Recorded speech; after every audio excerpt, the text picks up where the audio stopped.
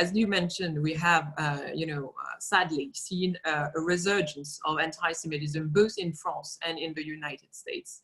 And it comes from, this sinister old tradition of a far-right populist wing that, is bringing within this sinister anti-Semitic tradition. But it comes also from a new type of anti-Semitism. And I think for the very first time, President Macron defined this trend as also a new form of anti-Zionism that actually hides a new modern form of anti-Semitism. So that's what we are trying to fight against. And I really want to say today how committed, how determined is the French government to fight against this scourge in our country. And let me just, give a quote by Emmanuel Macron about it and how we feel this is also affecting the very value, the very basis of the French Republic. So he said last year, anti-Semitism is the antithesis of everything the French Republic stands for and was founded on. It brings great shame to France, and we will fight every day for a republic of honor and fraternity where our citizens, Jewish citizens, are free and safe to believe what they want to believe. So we must never falter, we must never fail to denounce anti-Semitism and to combat this scourge. And you might, be aware of the fact that upon his election, the French government adopted a national plan against racism and anti-Semitism that really seeks to fight at every level of the society against anti-Semitism. And I would say there's three priorities. The first one is, of course, the security and the fact that we would prosecute in a very swift and effective manner any kind of anti-Semitic acts. And so we have reinforced security around worshipping places, etc. We have also strengthened, and now I think we have the toughest criminal law in the world against anti-Semitism. And it's been even reinforced this past year with the adoption by the French Parliament of the definition of anti-Semitism that was advocated by the International Holocaust Remembrance Alliance. I know this was a demand made by a lot of American Jewish organizations to the French government, and I'm glad to say that we adopted it, and that infuses now all the training we are providing to law enforcement officers, judiciary, educators, and that is really important. The second priority is, of course, education, because we want to fight this on the short run, provide security, but the most important is the long run. And we need to teach young people about the Holocaust and about the values of the French Republic. And so each year, now in close cooperation with the Memorial of the Shoah in Paris, but also with Yad Vashem in Israel, we are actually devoting an entire week to the fight against anti-Semitism, the Holocaust remembrance, with all school grades, and we are building art projects. We are building also trips in order for them to remember, and to, when comes their time, they will be able to stand up and say never again. So that's for the education. And the third part, which I think is really important, because it's a point on which there's a need for international cooperation, is the fact that, of course, it becomes much harder now to fight against anti-Semitism when we see online hate speech, anti-Semitic speech being actually spreading and being spread online. And so we have, more than 6 years ago launched, and we were the first one to launch a dialogue with the social networks and the social platforms such as Facebook, Twitter, on this issue. We have also issued a call to action to states and non-state actors, and Emmanuel Macron and Prime Minister of New Zealand, Jacinda Ardern, launched this call after the Christchurch massacre, and it was renewed after the Pittsburgh attack. To fight all together against hate speech online. And finally, at national level, we have now adopted, which is, I believe, a really breakthrough in terms of legislation, the Avia bill that actually holds accountable both the content producer of the hate speech, but also the social platform and the social networks. And I think this is a place where there's room for more cooperation in between the US and France. We, both in France and in the US, of course, freedom of speech is a core principle and a core pillar of our democracies. But I think we shouldn't hide behind this principle and avoid a conversation that is absolutely necessary when we see hate online actually being a breeding ground for crimes and for killing people in reality. So once more, I'm very happy to be here, and I really want to reiterate that you can count on France. Of course, we have not all the answers. We know it's a long-run effort that we need to fight, and one crime, one act is one too many. But you can count on the French government to do its part and to try to cooperate with all the Jewish organizations, all the state actors and non-state actors to fight this fight the best possible way. Thank you so much for having me again. We're so grateful to you and Claire, and especially to your representation of what the French government continues to do in combating hate, certainly anti-Semitism, and the principles and the plan, the comprehensive plan that you laid out and shared with us so graciously. It's really compelling. I think the hardline stance also about hate speech online and holding not alone the individual but the platform responsible is really, really, really important and something that we can learn from. So the model is wonderful. And again, your liaison on behalf of the French government, the French president is gracious. And again, we cannot thank you enough for taking the time. I know, rabbis are busy, as I'm sure Delphine would agree, but you're busy. You go from one thing to the next, and they're all important. So I just want to say on behalf of Larchmont Temple, a pretty large French community here in Larchmont, we are so grateful to you. Thank you so much, Rabbi. Thank you so much for having me again, and I'm really looking forward to your conversation with Delphine. Thank you again. Thank you so much. So we are really blessed to have Rabbi Delphine Horvilleur with us here. It's really incorrect to assume that she was one of my students. She happened to be in my senior seminar class. She is a student of the world. She's certainly a student of Torah. She studied at Hebrew University, but then after being a journalist on French TV for at least a few years, I think, she came to America and studied at HUC. I know that one of our members, Rabbi Larry Hoffman, now retired from HUC officially, but still teaching generations of students. Rabbi Hoffman thinks the world of Rabbi Horvilleur, and as do we. I will just say to you that she really is if not the leading voice for progressive values in France and certainly in Paris. To have her here is a gift for us, especially at this moment in the world. I got an advance copy. I had to pay a lot of money to get an. No, I didn't. I didn't pay a cent. But I got an advance copy of the first few chapters of her book, titled in English, I think, Delphine, "Anti-Semites and the Jews in the 21st Century." I think that's the title, the working title. Who knows? It's still in process, yes. We need something catchier. Yeah. Because though at the outset you say anti-Semitism is not a Jewish problem, but always the problem for the anti-Semite, we know as the focus of that attention, it becomes ours to deal with and handle. And so for all of those who should buy the book, I don't know when it officially comes out in America, but you should buy it. You should pre-order it. It's really an amazingly articulate and insightful and attuned explanation of who we are and how being who we are and various definitions of what the Jew is in the world, how that in fact informs where anti-Semitism arises. And so it's not alone a study in anti-Semitism, but a study in what does it mean to be who we are.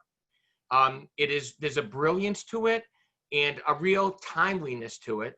Delphine, the congregation you serve is called? Now it has a new name. It's called Judaïsme en Mouvement, which means Judaism in movement, like moving Judaism. Moving Judaism, like moving traditions in America. That's awesome. That's awesome.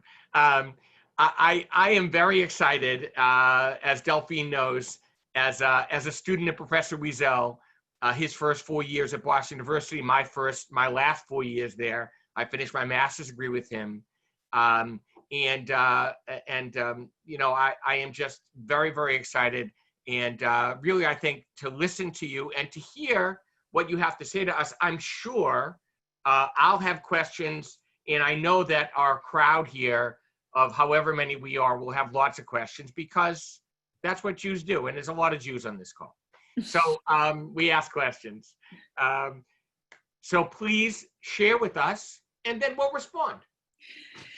Thank you so much for this invitation. You know, there's this principle in the Talmud that you're not supposed to hear good or bad things that someone is saying about you. And apparently the technology stands on the side of the Talmud, because while you were talking, my screen was muted. So I couldn't hear exactly what you said. I hope you said nice things. I heard the name of a beloved teacher, Larry Hoffman. I understand, yeah, he's a member of your community. He had a very profound influence on, I think, the rabbi I became, and I'm so happy, as you were my teacher, that I can talk with you today through this screen. I was hoping I could be with you. You know, it was written on my calendar. I was supposed to be in the United States this week. Plans change. That's an old Jewish proverb. You know, man makes plans and God laughs. So I guess this is where we stand today. But I really hope I'll be able to visit you physically and to come to Larchmont soon. Thank you again, really, for this invitation, and thank you also to the French Consulate in New York for being part of this conversation. So the book about anti-Semitism, my book was released in January 2019, so more than a year ago. The name in French is Réflexion sur la question antisémite, and it's a play on the name of Sartre's book that you referred to a few minutes ago. Sartre's book that was released after Second World War was called Réflexion sur la question juive, and I decided to use this name and to turn it around to give like a Jewish lens at this question of anti-Semitism. It was released at the beginning of year 2019, precisely on the week when the French government announced terrible numbers and statistics about the rise of anti-Semitism in France. It was announced that on that year 2018, there was a rise of 74% in the number of incidents in France around questions of anti-Semitism. And so very fast, the book, I have to say, became a bestseller, which for me was actually interesting because it's really a book of midrash. It's a lot of rabbinic literature, Talmud, rabbinic legends, and it was quite funny, but I would say moving for me to see that in the streets of Paris, in coffee shops, in the subway, in the metro, people were reading a book of Talmud and Midrash, and many people indeed responded to the book. So people ask me what convinced me to write a book about anti-Semitism, and there are many ways I could answer these questions. Obviously, as a good rabbi, I could answer this question with another question, but I can say, first of all, that I think that for anyone who's interested in Judaism, Jewish thought, Jewish history, at a certain point, you have no choice. You do need to ask your question of why did the Jews had to suffer all along history this hate coming back again and again in different contexts? Why were the Jews always accused of many things, sometimes one thing and the opposite? As you know, Jews were accused of being too rich and too poor, of being too visible and not visible enough in society. They've been accused of being, parasites or of the system or leading the system. They've been accused of being too patriarchal or being too feminist, of inventing Jesus but not believing in Jesus. You know, all along history, Jews have been accused of sometimes at the same time of one thing and something else, because as you said, actually anti-Semitism never says anything about the Jews, but always says something about the person who verbalizes or, you know, or expresses this anti-Semitism. It's always a kind of autobiographical statement on the part of anti-Semites and on the part of the society that experiences anti-Semitism. But I guess that the history of this book, for me, to tell this history, I should go back to a certain autobiographical statement and experiences of my biography. I belong to a generation, and I think we belong, all of us, to a generation that was convinced that somehow we would be, in a way, immunized from this fight, that we were lucky enough to be born a few decades after the Shoah. And actually, we were somehow convinced that the world had understood, or that we would be prevented from fighting this fight. And something changed for me. It was a turning point for me. Probably, for me, it happened in the 90s in France. There was an event that probably people in America don't remember. In 1990, a cemetery in the south of France, in Carpentras, precisely, was desecrated. And it was the first time something like this happened for my generation, and it was a big shock for the nation. Hundreds of thousands of people were marching in the street. And I remember at the time I was 15, I think. And I remember as a teenager thinking that I was experiencing a shift in history, and actually realizing that the fight against anti-Semitism might be also my generation's war, my generation's fight. At the time, it seemed to me, and actually I'm still convinced of that today, even though for some people it's not clear anymore. At the time, I was convinced that the fight against racism and against anti-Semitism had to be fought together. And I'm still deeply convinced that those fights and those wars need to be fought together. But something happened in the beginning of year 2000, and it's strengthened, and I think it's particularly strong today. And I would be really interested in having your thought about this, that today, for a strange reason, many people believe or tend to believe that the actors of the fight against anti-Semitism are not anymore the actors of the fight against racism, as if somehow we had experienced a kind of shift in the two types of activism. It used to be obvious for our generation that those fights were fought together, and today it's not always obvious anymore to everyone, and I think maybe we will be able to discuss it later. So another shift that happened for me was probably beginning of year 2000. At the time, the Jewish community in France became really, really aware that there was a strong problem of rising anti-Semitism here in France, in Europe, or even around the world. But people were not really aware of that, or not really willing to talk about that. It seems to many as being a kind of exaggeration on the part of the Jews, but maybe it took time for people, for the nation to react to what Jews started to experience strongly at the beginning of year 2000s. And then there were a specific date that I think I have to mention, year 2006. Ilan Halimi, a young man in Paris, is kidnapped and assassinated. And a young Jewish man is kidnapped and assassinated. Then I could point to the terrible year of year 2012 with the terror attack in Toulouse at the entrance of a Jewish school. You probably remember kids are killed in front of their schools with their father. And then year 2015, the attack at Charlie Hebdo, immediately followed by the attack at the Hyper Cacher. And those are probably turning points of rising consciousness. And suddenly, not only the Jewish community, but everyone is aware. And I have to say that indeed, the reaction of the government and the French nation and the French Republic becomes very, very strong. Exactly the way Anne-Claire Legendre described the reaction and the action. I think we all witnessed and indeed experienced that. And the fight against anti-Semitism then becomes truly a national priority.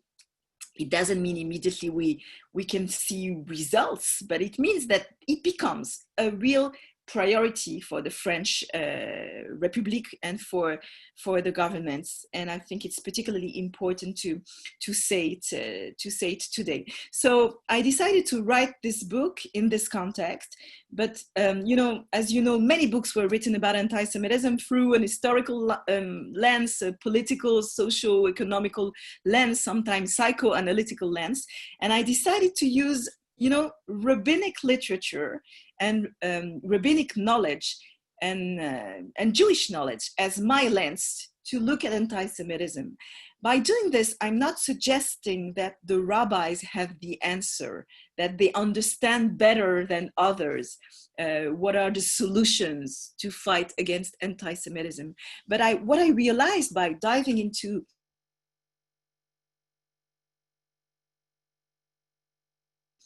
Jewish literature is that actually rabbinic literature and the Bible has a very strong awareness of the conditions in a society that enable the hate of the Jews to be on the rise. And I could give you many examples of that. Maybe the most obvious among them is the reading of the book of Esther. The book of Esther is probably in the Bible, the book that speaks about anti-Semitism, of course, quote, quote, because anti-Semitism is a very modern word.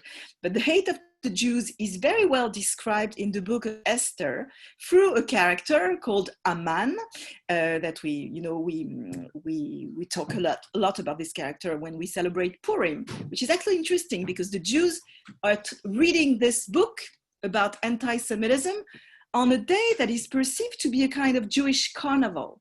So the Jews are emphasizing the fact that while we talk about this tragedy of our history, we should be able to take a certain distance. We should be able even to use level of humor, of Jewish humor, to really remain in a position of owning our history, taking a kind of self-derision and humor toward the tragedy that fell upon us. So when you read the book of Esther, you discover pretty early in the story that Haman actually suffers from a kind of jealousy toward the Jews, a kind of envy. He envies Mordechai.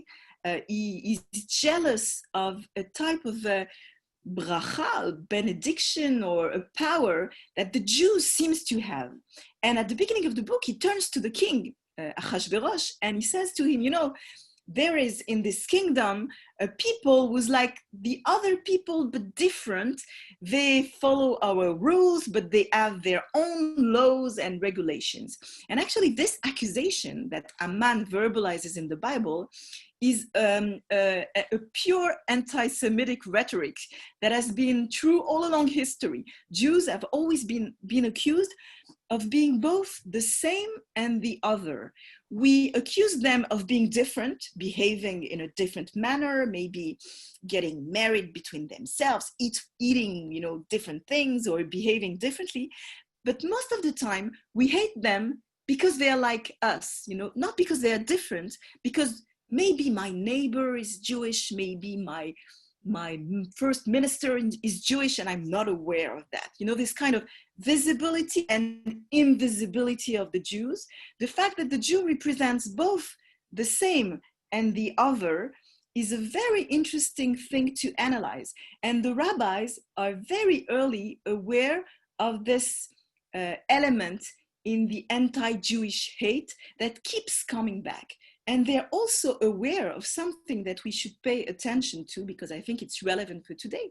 They constantly tell us in the Talmud that actually whenever a society or a group or an individual becomes obsessed with identity definition, with quest of authenticity, and when a society becomes obsessed with purity and fear of contamination, so actually we should pay attention and we should be worried because most of the time Jews are accused of being the element in society that prevents it from being pure, from being complete, from being authentic.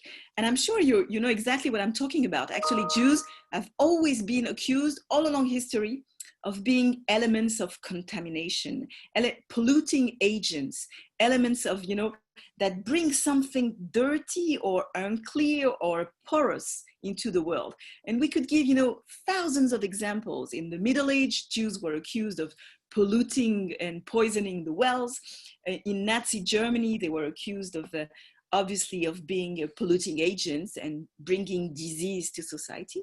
But we could even, remember 2 years ago, less than 2 years ago in Pittsburgh, when this killer steps into the synagogue. Basically, he accused the American Jews of being responsible for letting caravans of migrants pollute the American soil. So this element of, porousness of frontier, of mind, of spirit, of body is always present in the anti-Semitic discourse. And why should we pay attention, particularly today, to these rhetorics? Because in America, just like in Europe, just like all over the world, has been going on for the past years, politically and religiously, we have experienced very strong winds of identity obsessions. People who want to define clearly who they are, purely, obsessions of purity of bodies, purities of ideas, purity of histories. And now we experience this pandemic. And obviously this pandemic is the perfect, quote unquote, is the perfect medium to strengthen classical anti-Semitic rhetorics. And we already hear this rhetorics. I'm sure you heard, some people suggesting that somehow the Jews or the Zionists or whatever brought forth this contamination, or maybe benefited from the pandemic or something, some of those crazy ideas. But I think we should really, really be aware of this, of this. And the rabbis constantly teach us, and this is what I learned in rabbinic literature. They teach us, anti-Semitism will never disappear. Don't expect it to disappear, but you should really be able to identify specific moments in history when for sure it will be on the rise. Therefore, get ready. Try to diffuse this threat as much as you can, and also be ready to develop tools of resilience. And I think that's a very powerful rabbinic teaching.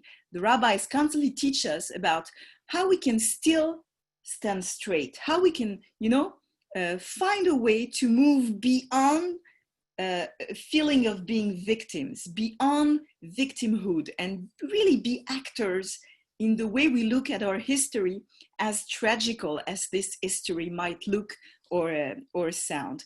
And maybe I'll leave you with this idea before we engage in a dialogue or discussion, and I'll be more than happy to maybe hear also about people who are with us today. I think it's particularly interesting today to think about ghosts of our history. I'm constantly thinking about this very idea of ghosts in past days and weeks and months.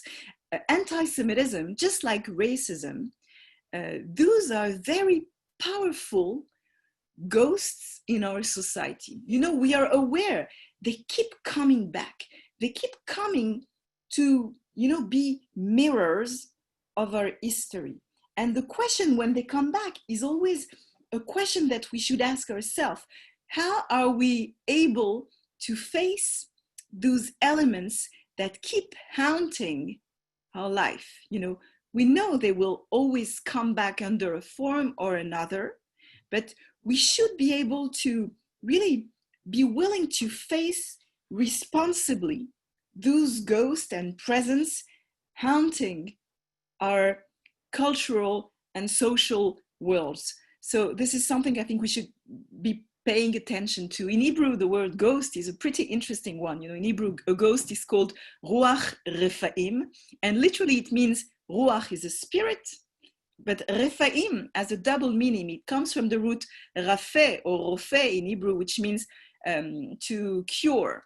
To cure, like rofeh is a physician. So actually, when you called a ghost ruach rephaim, you're saying that it's a spirit that keeps coming back but it gives you the opportunity to cure something in your history if you're willing to face this haunting presence.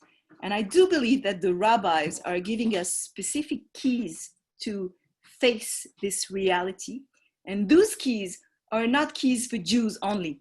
Those keys are keys that the rabbinic literature is giving us in a specific Jewish language to be translated to the world who desperately needs it, I think, today.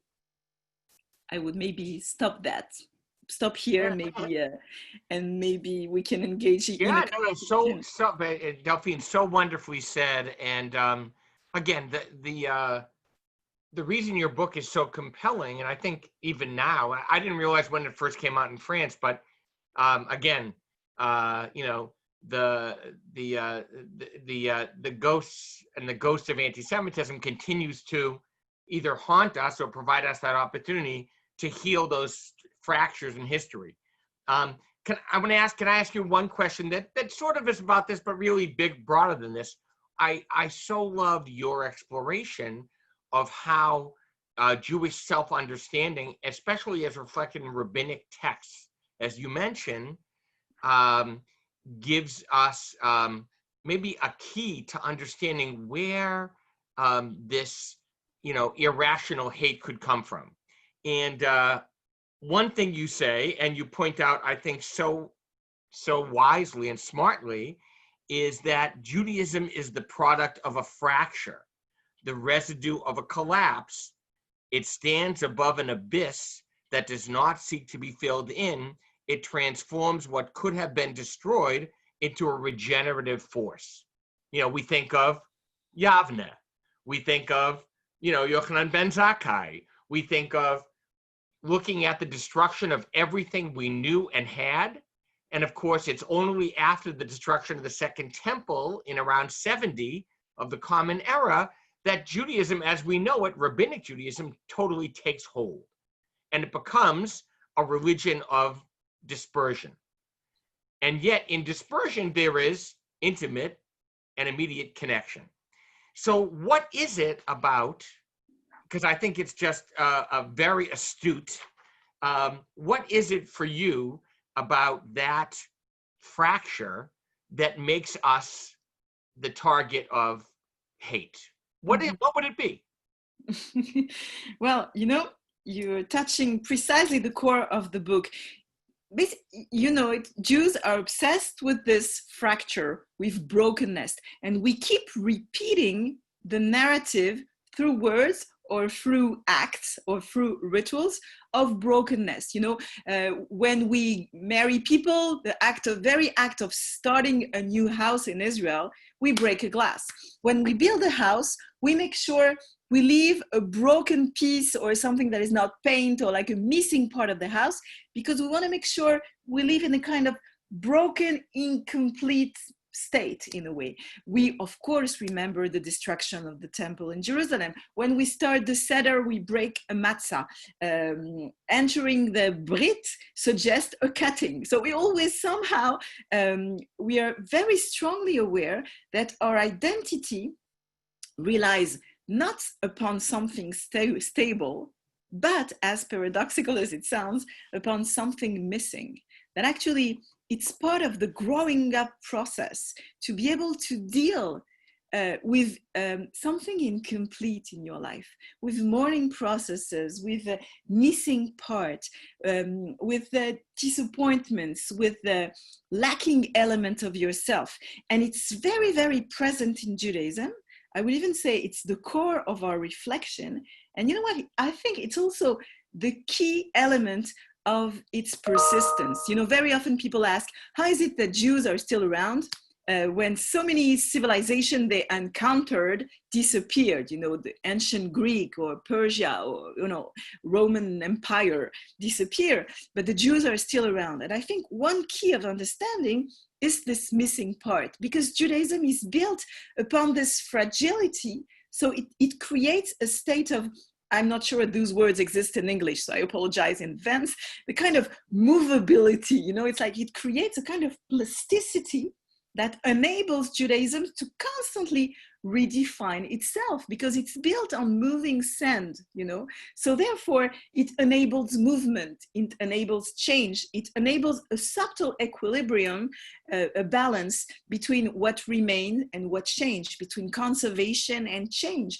And actually, it's quite obvious for the Jewish theologians or thinkers, let's say, but I think it's a key of resilience and a key of balance in the Jewish identity.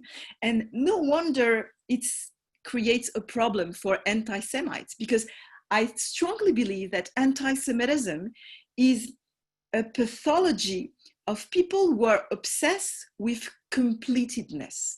If you're obsessed with complete definition of yourself, if you want to believe that your word and you are what you are because you must be faithful to what you always were and what your parents and grandparents were, if you are convinced that your identity is a super stable thing that needs to be identical constantly, so then you can be pretty sure that the idea that builds Judaism will be a problem for you. You know, this story is expressed through many different narratives in the Bible. The main one is the opposition between Jacob and Esau. Jacob and Esau are twin brothers. They grew up in the same womb, in Rivka's womb, but they are born to different worldviews. Esau is born with hair everywhere. You know, he's like, so he's already built up. He's born the way he will always be. And his identity is the identity of stability. Whereas Jacob is the one who is supposed to become Israel. He's the one who cannot stand, you know, he suffers from, he limps part of his life. So he means he's always, you know, in this movement of like leaping identity. So actually the opposition between Esau and Jacob is in a way the representation of what opposes anti-Semites to Jews, because what they hate is this unstableness, you know, the fact that it's always an identity in process, in a movement. And also, and I think it's another important element, Jewish identity is always built of the acknowledgement that you owe something to the other. You know, Jewish identity always in its narratives tells you that we were born in Egypt and we came out of Chaldea and of Ur and Abram's, you know, land. So, and, you know, when we count in the Jewish calendar the name of the months, we use Babylonian calendar. When we write Hebrew, we use Ktav Ashuri, the Assyrian writing. Actually, everything we do that is Jewish is a construction on our ability to deal with our encounter with others. So we are who we are because we are not pure in any way. We are built of this encounter with otherness that enabled us to be who we truly are. So as you see, this identity definition is exactly, or stand exactly at the opposite to people who are today obsessed with stable identities. This is who I am, and it's not gonna change, and I owe nothing to anything that is strange in my life, in my world, on my territory. So no surprise that anti-Semitism is on the rise when political discourse and sometimes religious fundamentalism is so obsessed with frontiers, with being yourself authentically and purely. Yeah, the Aryan race, you know, to the max. One thing you said, which just jumps off the page at me, especially as a student of Wiesel, in our congregation this past year, one of the things that we did was we were fortunate to have Ariel Berger, Rabbi Ariel Berger, who came out with Wiesel's a book about Wiesel's classroom called Witness. Berger was Wiesel's TA for 5 years, got his PhD with Professor Wiesel and knew him since he was 15. But in one point, he talks about, Wiesel says, it's the otherness of the other that fascinates me. As if to say, within Judaism, the stranger, the other, is one to be welcomed. In fact, the stranger could be, who knows who? Elijah, the Messiah in disguise, right? So every stranger is welcome. Whereas in many societies, and certainly in the world we live in, the stranger is to be shunned, to be shut out, to be pushed away. Walls are to be built so that we don't. So is it because, in a way, what you're saying is that Judaism is porous, is open, and in fact is built on acculturation, on co-opting, of taking the best practices and making them their own, rather than shutting out. Absolutely, and I think Judaism stands always at the gate, at the frontier, just the way Abraham sits at the entrance of the tent. There's this very strong idea of standing exactly at the frontier, and history sometimes pushed us in this situation of being both people who belong and don't belong, people who are insider but considered sometimes outsider. This history has been painful, but I think it taught us something.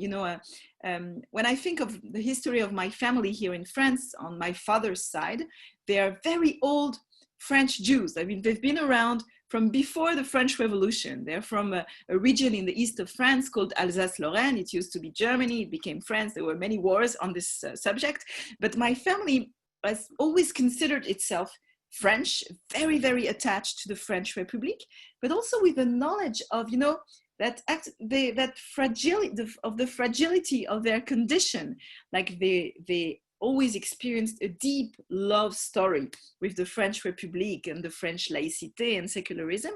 But at the time, they were also aware of this fragile situation of standing exactly at the door. But I think history taught us to be there, but I think also our legends and our tradition and our literature, our sacred narratives constantly teach us the importance of being on a journey, of not considering you are settled once and for all. We're always reminded that we should remember that we were gerim. Remember, you were ger, you were a stranger in the land of Egypt. So actually, our identity needs to take into consideration the fact that it's built mainly upon the fact that we were a stranger. So wherever we might go and we might settle, we should make sure that this strangeness of our experience and this understanding of what it's like to be a stranger is part of the policy we implement wherever we are in Israel or in diaspora. So I think it's a very important element. Another element, while I was listening to you, I was thinking of the Hebrew word acher, the other in Hebrew is called acher in Hebrew. And it's an interesting word because my students know that I'm kind of obsessed with etymology. I speak only about etymology all the time because I think Hebrew has this power to teach very, very profound teaching, sometimes simply through Hebrew roots. And the word acher, the other, builds an important word in Hebrew, the word acharayut, which means responsibility.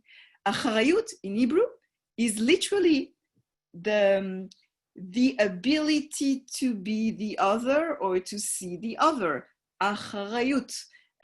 So you cannot take responsibility if you don't make room for the other, and more generally for otherness in your world.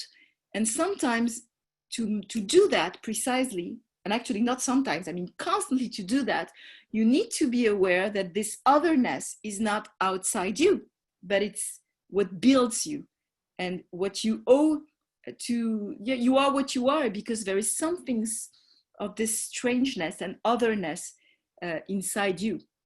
There's another element in the book that I develop around this idea.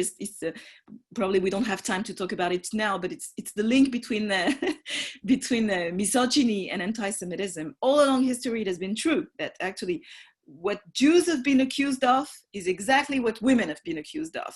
We love money, we are unreliable, we are hysterical, and we love to be close to powerful people. So it's this typical misogynic argument has been addressed to Jews, and it's also not surprising because women, or I would say rather femininity and Jewishness are both associated with this other that is just like me, but not exactly like me, this otherness that I face, and it has something to do with my origin and my history, but I would rather try to forget about what we share. And also this idea that women, femininity, and Jews do represent porousness, opening of frontiers, ability to encounter the other to make sure that life will go on. You know, this idea of fertilization, porousness, openness is a very feminine idea. And I think it's no surprise that Jews have been accused, precisely just like women, of being those polluting, dangerous, subversive agents that we are. Obviously, you and me know this. We are very, dangerous. When you wrote about it in the book, and I love the section in maybe chapter 3, 4, and you're talking about the connections between femininity in its essence and Judaism, and in fact Judaism's sort of anti-male stereotype of the Jew. But I was thinking of the duality, and what's so disturbing is the ambiguity. We remember the Midrash, maybe Pesikta Rabadi, I don't remember what Midrash, but Norman taught it to us all, is that the original Adam was created with Shnei Partsufim, with two faces. Yeah. There was a male component and a female component back to back, and they couldn't really see. So only when they separated could they become individualized, but they lost something in the process. Mm-hmm. And so the ambiguity, or the ability to take on not only as a male feminine attributes, or the idea of appreciation, of incorporation of femininity, and to have that sort of ability to vacillate or to combine is a threat. Mm-hmm. And again, we go back to this idea of ability or lack of ability to deal with what is lacking in you. The Midrash tells us that at the core of humanity, at the beginning of humanity, there is a separation, like a seizure between the masculine and the feminine. And if you're not willing to perceive yourself as being a kind of incomplete and lacking something, missing something, so then you will never be able to encounter the other.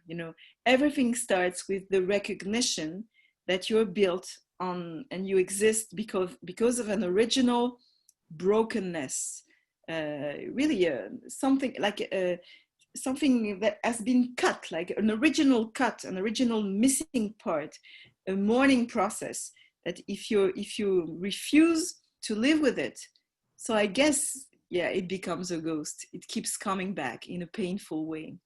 So dealing with the missing and with the failure, with fragility of existence, with brokenness, is actually, is the struggle against anti-Semitism.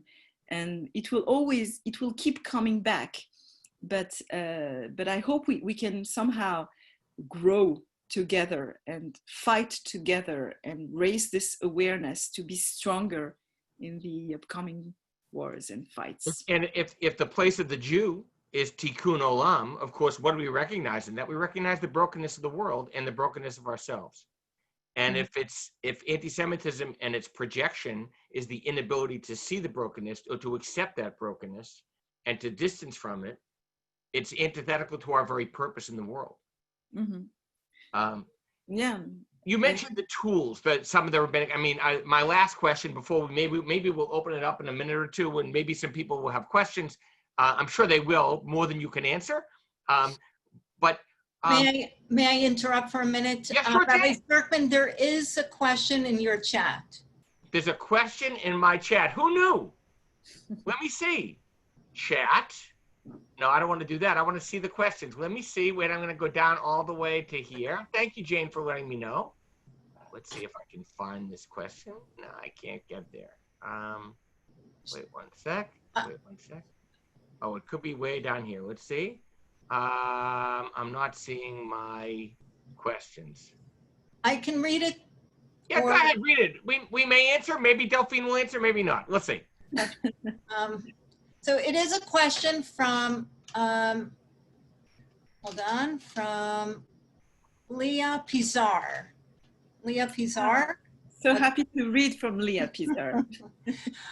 We are at once living through a horrible time, at a time of hope and perhaps even on the cusp of change.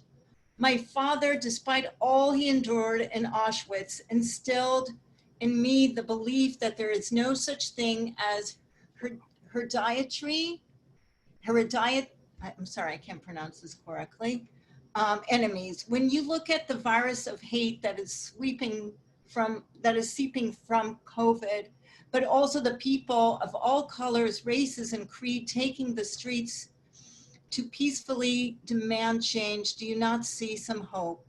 Hope based on the fact that we are all in this together. Yeah, so thank you, Leah, for being in this conversation, and thank you for also helping us remember your father, Samuel. So I think indeed, you're right, we stand at really a crossroad. You know, the pandemic that we experience today and the sanitary crisis, I think, puts us really in front of a choice of two different societies. I'm sure in the coming weeks and months and years ahead, some people facing this experience we just had will even strengthen the building of walls and separations in their life, because they will be convinced out of fear most often that the only way to protect ourselves is to find a way to be confined mentally and spiritually beyond our physical confinement, to protect ourselves. So that's one way of seeing the situation. But the other way that we're all aware of is that I'm aware that we can also make another choice. And we could decide today that, as we say in Hebrew, dafka, precisely because of what we experience and the contamination and the terrible contagion of this disease, we should be even more aware of the need to help our spirits and our solidarity be more viral than the virus. So really a need to create a world that is even more porous than what it used to be, a place that really is able to make room for otherness, not as a threat, but as a higher protection for us and for the next generations. I think it's very, very important, more than ever, to build on the experience and the teachings of the survivors, like your father, like Samuel. And I really, when I wrote this book, I wanted to dedicate, and I indeed dedicated this book to the memory of two women who had a tremendous impact on my life, Simone Weil and Marceline Loridon, two survivors of Auschwitz, who dedicated their life to different ways of tikkun olam. You know, Simone Weil became a very important politician in France and led really revolutions in Europe. She became the president of the European Parliament, and she did so much for, you know, a duty to remember what being committed to justice can mean in our life. And Marceline Loridon was another survivor of Auschwitz. She died last year, and she made movies and she wrote books. And for me, those two women, they really represented for my generation the capacity of to embody resilience in our world. You know, they experienced what they experienced, and they could have totally locked their world. You know, they could have decided that they have no confidence anymore in the world around them, and actually they're gonna close doors and build very high and heavy walls around themselves or their community. But they decided that they would open gates, that they would actually break walls, and they would teach something to the world. And I think they can be, all this generation can be such an inspiring voice. You know, they can be the ghosts we need. They should haunt positively our world today. And we need to make sure that their voice still resonates. Beautiful.